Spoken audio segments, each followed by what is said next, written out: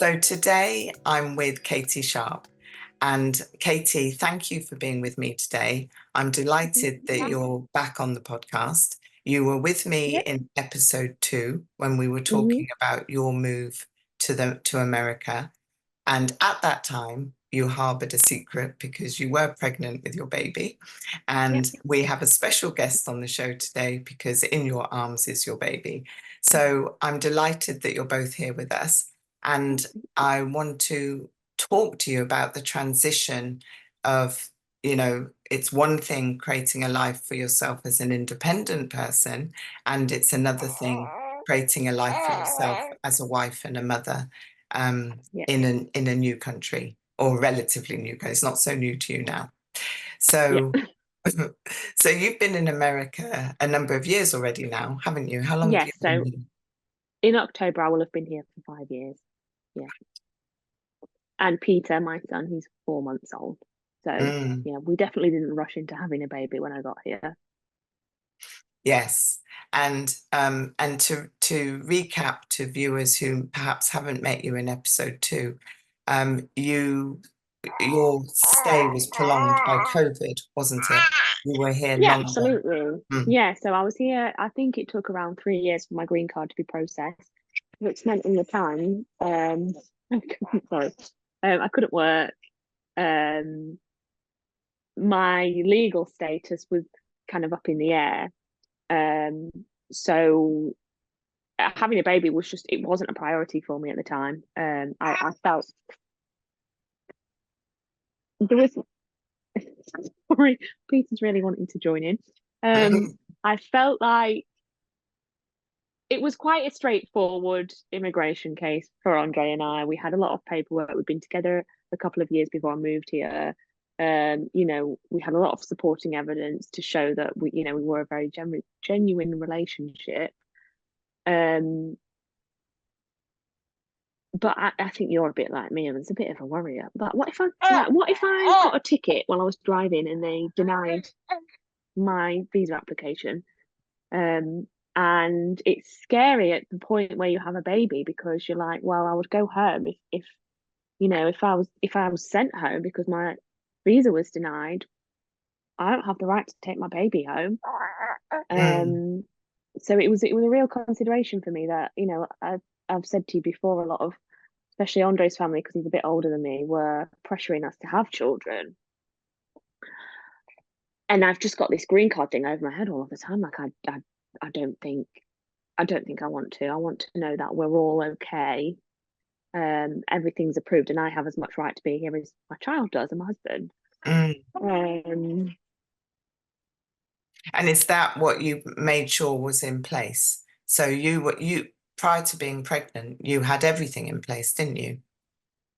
yeah, pretty much. I mean, I think Andre wanted me to be working, and because I couldn't, like, he also felt like the pressure of supporting an entire family was off-putting for him. So it wasn't just me saying no. Like we both sort of had our reasons, and one time out after a conversation with some of his family saying, if you leave it too late, you won't be able to have children. I went home and thought, well, so what? Like, what happens if that's the case? Like, would I feel resentful towards Andre because he brought me here and that delayed the process of starting a family? Or well, no. And you know, what would our life look like without children? I already found it very fulfilling.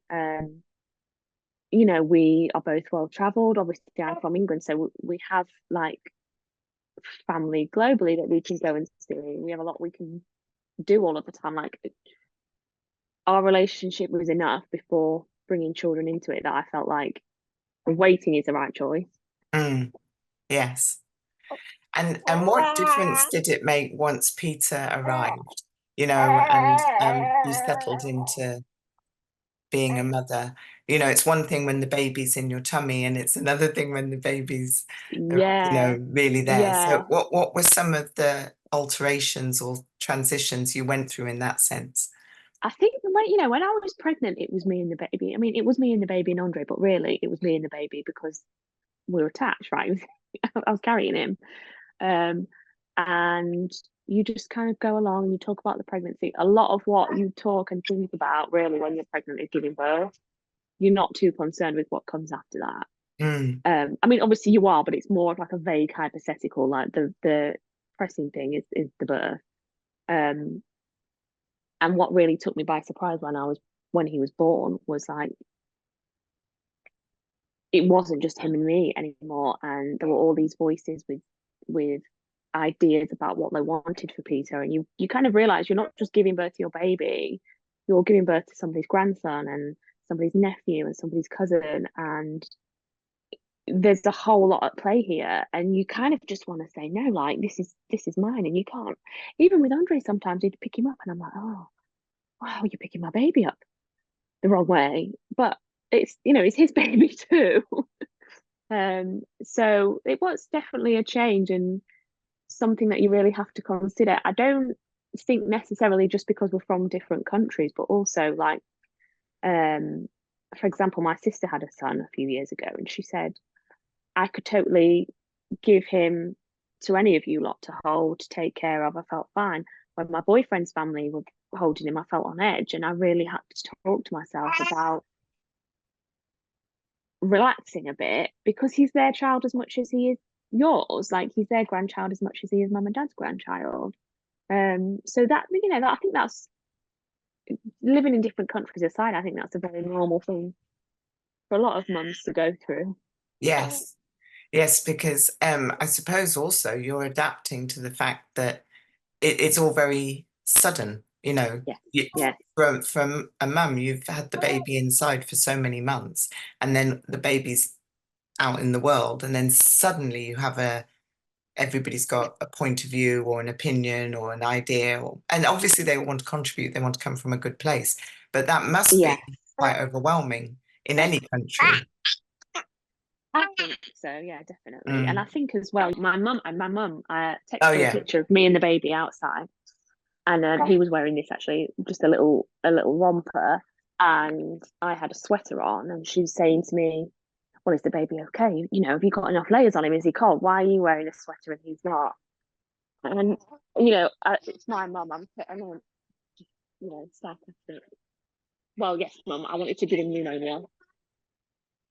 He's fine. We're in California. Whereas when other people say it who I'm not related to, you kind of like, well, don't you think I'm capable of looking after my baby? And you take it a lot more personally. Mm. And what's it like handling that's the challenge enough with your own mum. So what's it like, when you think of the cross-cultural aspects of your family? Because, there's quite a few cultures influencing your family dynamic, aren't there? Yeah, absolutely. So, obviously, I'm white British, and Andre is he's American, but he's mixed race. Um, so both of his parents are mixed race. So his grandpas are both black, and then he had a white grandma and an Asian grandma. So we've got Asian culture influencing as well as I guess just different racial aspects as well as different countries. Not just Mm, as clear cut as I am from England and he is from America. There's kind of more going on there. And it's been interesting. Like I've always felt very much part of the family. I go to my in-laws' house, kick my shoes off, and raid the fridge like I would at mum and dad's house. Um, but having a child, it's different. It adds a different aspect to it. I think they welcomed me as their son or their nephew's wife, but Peter is now their child. They have a sense of ownership to him, which is fine. But it's just something that I wasn't expecting really. Um, he's got blue eyes, and there's been a lot of talk about that, and I was just kind of like, oh, like what, like why do you care? Like I didn't really think that this would be mm, something that was really up for discussion. And again, I think that's just because I was just part of the family before, and he, maybe doesn't look like a lot of his Andre's side. mm, Um, it certainly makes you grow a backbone. I think you feel like um I don't know. Claire, and I mean, I know you know this, like race is a very, very hot topic in America. Um, and I'm what I'm white. You don't thought what it is to be white when you're the dominant culture, really, are you? Where I think here it's very important to learn what it is to be black. Yeah, I just feel like I don't know. It's something that it's not really a part of our everyday life, and then all of a sudden everybody wants to comment on how to do things and comment on what he looks like. And I find it quite like he looks like Peter, and that's it. That's as far as we need to go. And he's my precious baby, and um, I'm very aware of the fact that he's kind of looking at me, and I don't want to put him in a situation where he feels like um, the odd one out Mm, in the family. There's a lot of talk of he's light skinned, and I, I have found it quite difficult to grapple with, really, because I feel like he is mixed race, um, and I don't want him to feel rejected by the other, the non-white people in his family. mm, Um, so I don't want him to grow up with me standing there being like, oh, okay, when mm, when people make comments. So mm. Absolutely. How do you feel about embracing America as your long-term home? Because, I mean, obviously, you and Andre could consider moving to another country. You could consider yeah, moving back to Britain. Um, but certainly in your immediate plans, I imagine your plan is to stay based in yeah, America. plan is to stay here. We have a very good quality of life here. And I think this is something that quite humbled me when I was pregnant. You hear a lot of stories, for example, about hospitals out here, right? One thing that really shocked me was like Andre wanted to doctor shop while I was pregnant. And I'm like, no, you just go and get your local midwife. And, that was a whole experience. But you hear about there's a very high rate of C-sections in this country and unnecessary medical procedures. What does doctor shop mean? You said Oh, so Andre wanted to oh doctor god, it shop. was so strange. Like he had difficulty getting a prescription. There was some issues, and he said, I think we should go with a different healthcare provider. Obviously, in the UK, that's not really a thing. I mean, there are private options, but generally, it's just you go to the NHS, and his ability to get a prescription would not affect my healthcare for giving birth or prenatal healthcare. So he was like, well, I think we should go to a different hospital and try a different healthcare provider. Um, and I'm like, what? How do you do that? We just signed up to the local hospital. We have insurance through Andre's work. I, I just, it was just a completely new experience to me. But in the end, I said no. I'd already had my first appointment with the doctor, and I really liked her. Um, but I still had these like preconceived ideas going in, that like American healthcare is it's scary, and there are a lot of unnecessary procedures done on women. There's a high number of C-sections performed out here that aren't necessary. Um, and so I was quite skeptical going in. And then it was wonderful. My whole birth experience was wonderful. My prenatal care was, my postnatal care was. It was a really special time, and I actually really enjoyed going to the doctors. I actually enjoyed giving birth. Um, and it made me realize that you don't believe everything you read on the internet, Mm, and approach everything as it comes, and make your own decision. mm, Again, you just have to take everything as it comes. We have a great community, and it was quite scary when I moved out here, and we always hear talk about guns and stuff like that, and really I live in this tiny little community, and I have great support network of neighbours just that I've met while walking the dog. People were very supportive while I was pregnant. So we do want to stay here, with perhaps plans to retire in England. I think that's something that we would both like. We met when Andre did his masters in England. He loves it there. He's had his own experience there and had his life there. He was a year. He was there a year before he even met me. Um, so in terms of moving, I think that's probably where we would go. Mm. Um, we just, I think we have a nice quality of life here. It's not perfect, but it's wonderful. And Mm. um, I think we're very much like we'll cross that bridge when we come to it. Yes. If we want to move, let's figure out all the options. What can we do? Um, what do we need to do to get there? When I first met Andre, he said, "I never want to leave England. I love it so much."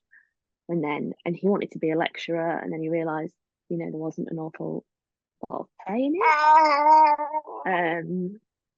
And we left the EU, which would have been issues for him if he wanted to because he wanted to sort of teach in European universities. Um, and marrying me would not necessarily give him that ability that it would have done before Brexit. And so he came home, and like our past in our relationship has always kind of been a little bit all over the place. And I think you just learn to roll with the punches, really. I think you learn, and I think you probably felt this in your own relationship, to be very honest with each other. Um, and really talk through, what you're thinking about, what you're struggling with. And so I do think it set us up.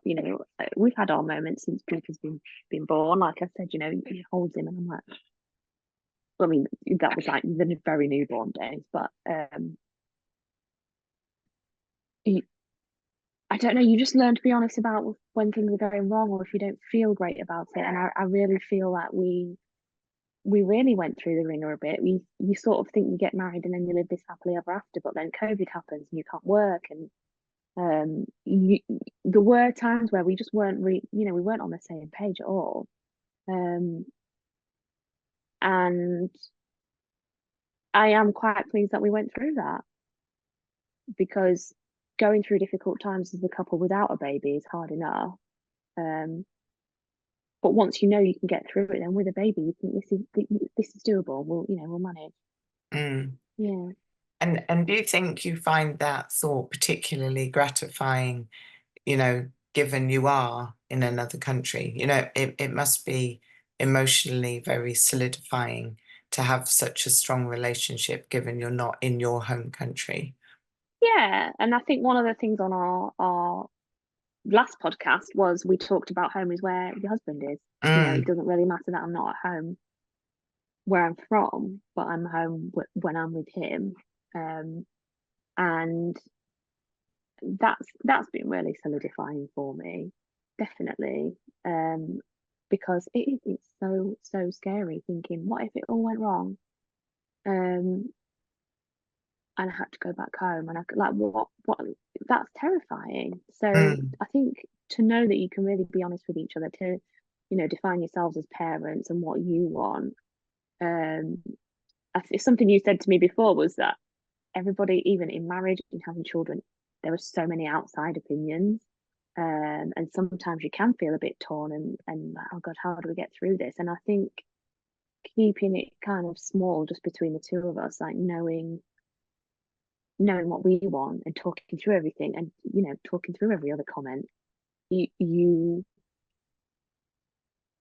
I don't know, we really are just a pack of two, really. And I think, Mm. well, three now, but Mm. um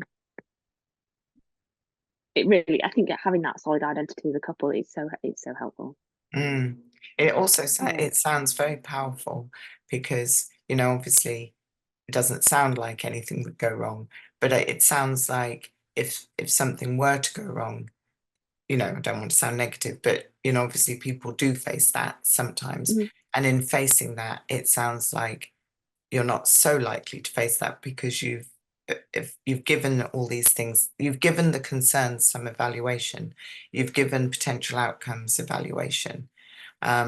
So talk me through a little bit of that, because you kind of foresaw a lot of situations that you have no desire to go through, but in foreseeing them, how did that also solidify you as a couple? I think, you know, like after you get married and you have like your first argument and it feels like so much more serious. Yeah, You're like, oh like the end God, of the like world. we have to work this out because we're married. Like you can't just, you know, before then you could back out. And it's not like you can't back out of a marriage. It's not like people don't get divorced, but it seems to have so much more gravity. Um, but something I think I probably learned over those years was your relationship can always end. You know, it can always, anything can happen. And it just really reminds me to be there for each other. I think something that um like has always been quite important for me is just doing little, like Andre works, sometimes he works 16-hour shifts and he sleeps in the guest bedroom. Um I just make sure the bed's made before he gets home. Um we won't see each other. He gets home so late, we won't even see each other. But it's just that little thing of like, I'm thinking about you. Um, or like since we've had the baby, he said, I'll take the dog out today. You just, you know, just relax. Um,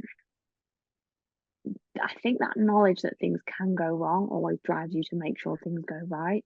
Mm, Um, in not taking, I mean, we've been together for 8 years, and I feel like we don't take each other for granted. It's still really important. Instead of, and this was something that I got like when I was sort of struggling with my identity with no job, with no green card. I'd clean the house up and then he'd come and like throw his boots on the floor. I'd get really upset because I'm like, I've cleaned this, and you know, my identity became like being his maid essentially. And I'm like, you know, appreciate all this that I've done. Um, and I'd look at the negative things, and then he in return would look at the negative things like, you've left this out, or you didn't put the dishwasher, and you just get into a negative cycle. And really, it is just as easy to get into a positive cycle. Um, and so looking around the house, I'm like, oh, Andre's left his boots out. I'll just put those away for him where he knows where they are. Done. Like, um, there's always, you can scan your environment for negative things. Um, there's always something you can find. You know, some you've not put your socks in the wash basket, or um, I've left my makeup all over the sink. You know, there's always negative things you can find. But if you're looking for the positive, you end up with such a stronger mm. relationship. Um, yeah. Yeah, that's so true. So I think Mm, that's been a good basis for us. And mm, also just saying thank you all of the time. Like, you know, thank you for just making me a coffee this morning, or thank you for taking the dog out. Like, you like each other more because you appreciate each other. So you both mm, feel valued. mm. Lovely. Thank Yeah. you. Yeah. One of the differences between the UK and America is maternity leave. And Mm. maternity leave in America doesn't really affect you, does it? So say a little bit about that. What, because obviously for some people that must be in America with such short maternity leave, that must be a really confronting prospect. Absolutely. And it's made me like just be the most grateful person, honestly. So I'm an artist, I'm self-employed. Um, I actually work in an art cooperative in my own city. I have a display of my stuff. I work there twice a month. That's on a volunteer basis, to keep the shop running. Um, and I'm back. Peter comes with me. It's twice a month, and the shop's opening hours aren't that long. Um, Most of my work there is commission, and I can pick it up and take it as I needed to. We don't rely on my money at all. You know, Andre's the breadwinner. So functionally, although I'm an artist, like yes, generally I would say right now I'm the stay-at-home mum. Um, the maternity leave in the United States, it varies from state to state. So California is the most generous, and you get 3 months. So Peter's 4 months, and I just look at him and think, how could I just go and put him in a daycare and give him to somebody else to take care of. And I get on well with Andre's mum, but he said, oh, she can help us out with babysitting. But I think, well, it's my baby, and I don't want her to be the one that sees his first steps and hears his first words, because he's mine. And just looking through what other women go through, and I feel it's awful. And it's not every woman's desire to be a stay-at-home mom or to stay home with them for a year. But my God, like, it makes things so much harder. I think the culture around having children changes things a lot. There's nursing rooms, which we don't really have in England, do we? Like, all kinds of stuff that goes into pumping. There's a lot more pressure here to breastfeed than there is to formula. And it it's just crazy. Honestly, I don't know if I'd have come and worked a job here and had 3 months maternity leave, and then you get 2 weeks vacation a year. Mm, I don't know how I would handle motherhood, or I think I'd find mm, it just so depressing. And then on top of that, daycare prices are so expensive. We were looking at one local to us that was $26,000 a year. At this point, I was actually looking at just taking a full-time job, and I think the salary was about 40,000. So that's your money gone there, mm, by the mm, time the tax has been taken out. And it's a very humbling experience, I think. I try not to be the person when I'm out with friends or anything that says, oh God, in England it's just so much better, and look at how terrible everything is here. I don't want to be that person, but it's definitely it's just a completely different beast, really. mm, mm. Do you find that it's tempting to compare your lifestyle, or what you think could be your lifestyle as a mother in England, to your lifestyle in America, or do you find you don't fall into that pitfall? Um, I think my biggest thing really is I have this vision. My sister, I've got three sisters, and between us we have five children. And their cousins, Peter's cousins, get together all the time, and so there is like an element of sadness, I guess, there, that he won't be around that all of the time. Um, but then I also think,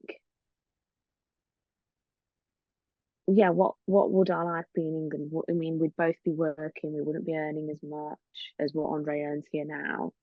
Um, and we still have a wonderful life here. I feel like for his parents, it's very nice because this is their only grandchild, so they get that experience. And my mum and dad are very hands-on grandparents, but um, I think it's slightly easier that they get so much contact with my nieces and nephews. So that, I think that's the biggest thing for me, is just the cousin aspect, that I wish that he could have that. Um, but generally, we have a very nice kind of slow paced life. We're like, let's walk the dog, and we'll go on a little hike, and we'll just go out for drinks, and it's really enjoyable here. Um, Generally, I think it's probably, as a mum, it's probably better for me here because I can stay home. I don't think that option will be on the table um back home. So as much as we have this, like, maternity care in America is terrible, giving birth in America is terrible, it probably is that bit nicer for me here than it would be if we were at home. I, was very at peace with the idea that we might not have children, but having had him, I'm like, this is where I'm supposed to be. I absolutely love being with him all of the time. I don't feel like I'm like, oh God, I need a break. I'm just that, bring it on, let's go. Um, I'm breastfeeding, so he's completely dependent on me, and I feel fine with that. Um, so yeah. The other thing I would say as well is, so I was sitting on my bed in England before I left, and Mum said to me, "Can't you can't you just go for a year to America and see what it's like? Because it felt so far away for her. I said, no, not really. I can't just go and be there for a year on a tourist visa. That's not possible. And there's no like working holiday visa. It's, get married or break up, or be long distance forever. So we got married, and um it was around when we were engaged was when my niece was born, my first niece. And this, like, mum's really coming to her own as a grandparent, and it was this precious thing. And she was like, God, I'm not going to have this relationship with your children because you're so far away, and I'm not going to be the main granny. And I said to her at the time, don't get upset about something that's not happened yet. I can't stay in England because you might have a different relationship with my children than with my sister's children. It's not, you can't live your life like that, really, can you? No. And she just said to me this week, I see Peter more than any of my other grandchildren, because it's part of my ritual. Once I've walked the dog in the morning, I'm doing a few chores in the house, and I just call mum. Mm. And so, technology, it really does bridge the gap. And he smiles a lot now. He knows what's what when the phone's on. And I think it's just made everything feel that bit closer. So, like, yes, he won't be, you know, going on the swings with his cousins on the weekend, but he'll know who they are. Um, and they all know who he is because my sisters are great. They constantly show pictures of him to their children. Mm. Um, the children all know his name. Um, so in that respect, the distance is sort of a lot shorter.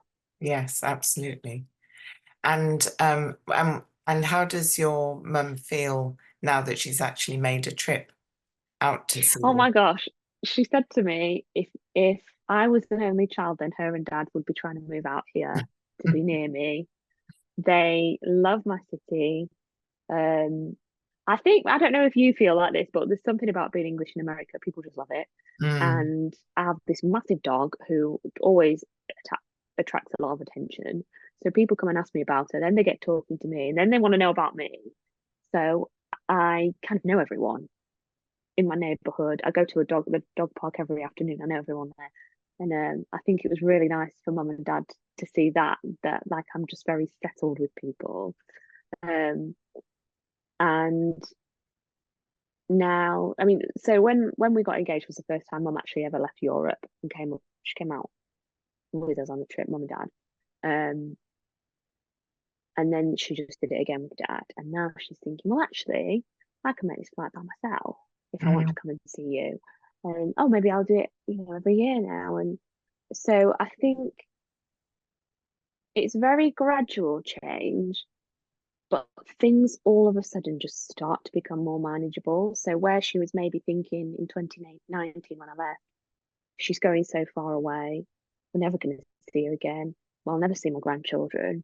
Um, Slowly it's kind of been like, oh no, actually we do talk to each other quite a lot. And oh, actually a 10-hour flight isn't that bad to do it once a year. And the children do know who I am because they've seen me on FaceTime. And I think she definitely, she said as well, you have such a nice lifestyle here. So yeah, I think she's generally very happy about it. But Mm. I will also say she's not the kind of parent who says, you're breaking your mother's heart by leaving. She's never tried to guilt me. I couldn't go home for Christmas. I've not been home for Christmas since I've lived here.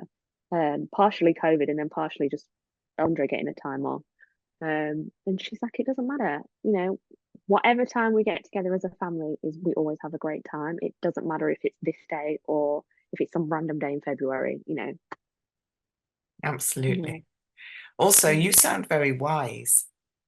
A lot of the Do things I? yes, you do. A lot of the things you say are very, but you sound very pragmatic and very in the moment of dealing with things, rather than worrying about the what ifs and what might, the way you were guiding your mum, and then um and then just empowering her when she's seeing the ways in which she can make visits and and see you, and maybe mothers worry and don't like to say too much about that, but maybe and now that she's seen you in your everyday life and in the park and the neighbors and how people are settling in, and maybe she has a lot of peace of mind through that. Exactly, exactly. And again, I think it's just about don't believe everything you read. Like we, as British people, we hear some, horrible things about America, and Mm, until you're actually in your space and you carve out your own life here, you can't really get too caught up in mm, whatever information about things. Um, absolutely. I went into my pregnancy feeling like they were going to make me have a C-section and pump me full of drugs, and that just wasn't the case at all. Um, you hear about America and you think, oh God, you're going to live with all these guns and all of this violence, and it's just not the case. The town I live in there's about 20,000 people, and it's just, I don't know, people doing exactly the same things they'd be doing in England, going to Mm, work every day, coming home, walking their dog, meeting friends for drinks. It's we're not doing really that much differently than we'd be doing in mm. England. Absolutely. Yeah, it's amazing how bad news travels or what features in the press is seen as from either side of looking at England or looking at America, Yeah, you know. So, yeah. I remember them saying like, there's so many stabbings in England. mm, You're actually more likely to get stabbed in the United States. It's just the way things are reported. mm, Um, that makes people think, oh, well, if I go to England, I'm definitely going to get stabbed. yes, You're not. yes, yes. Yeah, that's why I think it's so gratifying that your mum came out and has seen she's not played the role of a tourist, she's played the role of grandma, literally just being in Exactly. your life. Exactly. Mm. And how's your dad about everything? Is he very chilled out? Oh yeah, do you know, he has a very nice relationship with my father-in-law, and this is what we've always really liked. My father-in-law grew up in San Francisco. I'm from Lincolnshire. My dad's from a little village in Lincolnshire. Um, and they're both led very different lives, but you look in their garages and they look exactly the same. They're both really into woodworking and cars, and they're very, very similar people. So he always just like has a great time over here. Just feeling like, I can't believe this. We're from two completely different sides of the world and we're doing exactly the same thing. Um, and I think something that he enjoyed, well, and mum as well, really, when they came to stay, was with my nieces and nephews, because they lived close. They're like, at the end of the day, bye. Whereas when they came to meet Peter, it's like, well, you can have a little cuddle with him in bed in the morning, and they get that experience because they're here for that much longer. And I think it's something that they quite cherish. Mm. Yeah, definitely. Yeah, they're definitely going to be more um, literally in your life for the period that they're here with you, you know. Yes, So and that must, it must be special on all counts, as well as challenging, given they stay a I longer think period of so. time. Yeah, I mean that is difficult, but like so, I think I'm very lucky with Andre that he gets on with my mum and dad really, really well. The last time we went to England, he bought them a shirt that said, "My son-in-law is my favorite child." Um, he thinks it's hilarious. Really funny.